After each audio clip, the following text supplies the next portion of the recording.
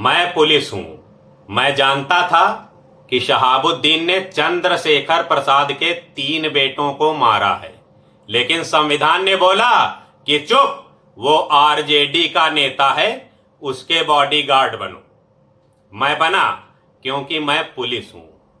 मैं जानता था कुलदीप सेंगर का चरित्र ठीक नहीं है और उसने दुराचार किया है, लेकिन संविधान ने बोला चुप, वो भाजपा का नेता है, उसके बॉडीगार्ड बनो। मैं बना क्योंकि मैं पुलिस हूं।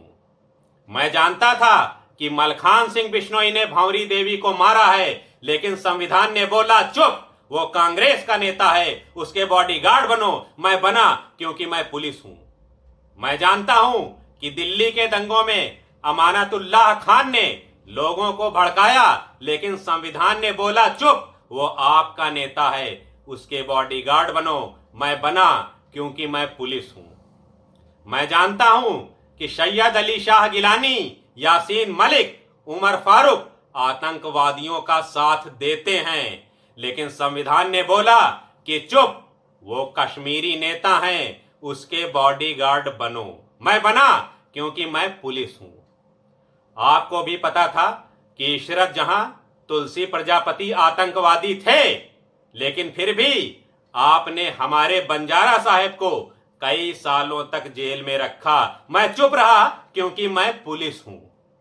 हम और आप सभी जानते हैं कि बड़ी संख्या में सांसद और विधायक गंभीर आपराधिक चरित्र के हैं और उनके ऊपर कई संगीन अपराधों के मुकदमे लंबित हैं।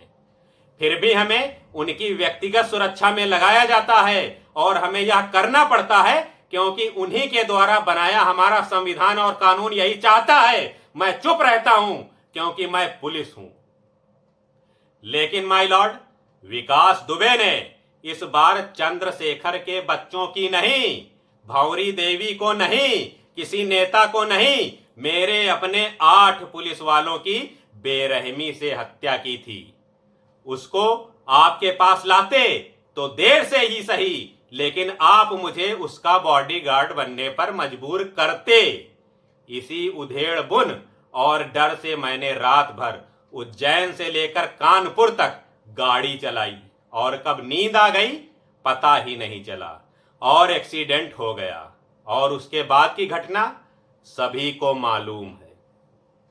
माय लॉर्ड, कभी सोचिएगा कि अमेरिका जैसे संपन्न और आधुनिक देश में 5 सालों में पुलिस ने 5,511 अपराधियों का एनकाउंटर किया।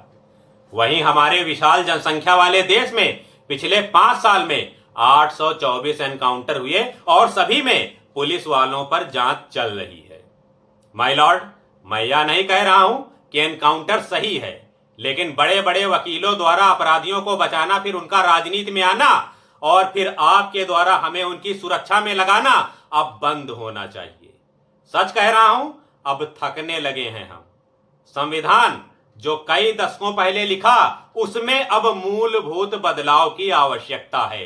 यदि बदलाव नहीं हुए तो ऐसी घटनाएं होती रहेंगी और हम और आप कुछ दिन हाय तौबा करने के बाद चुप हो जाएंगे। मूल में जाइए और रोग को जड़ से खत्म कीजिए। रोग हमारी कानून व्यवस्था में है, जिसे सही करने की आवश्यकता है, अन्यथा देर सवेर ऐसी घटनाओं को सुनने के लिए तैयार रहिए। पुलिस को ऑटोनोमस बॉडी बनाइए। हमें इन नेताओं के चंगुल से बचाइए ताकि देश और समाज अपने आप को सुरक्षित महसूस कर सके। प्रार्थी, नेताओं की कठपुतली, हिंदुस्तान की पुलिस।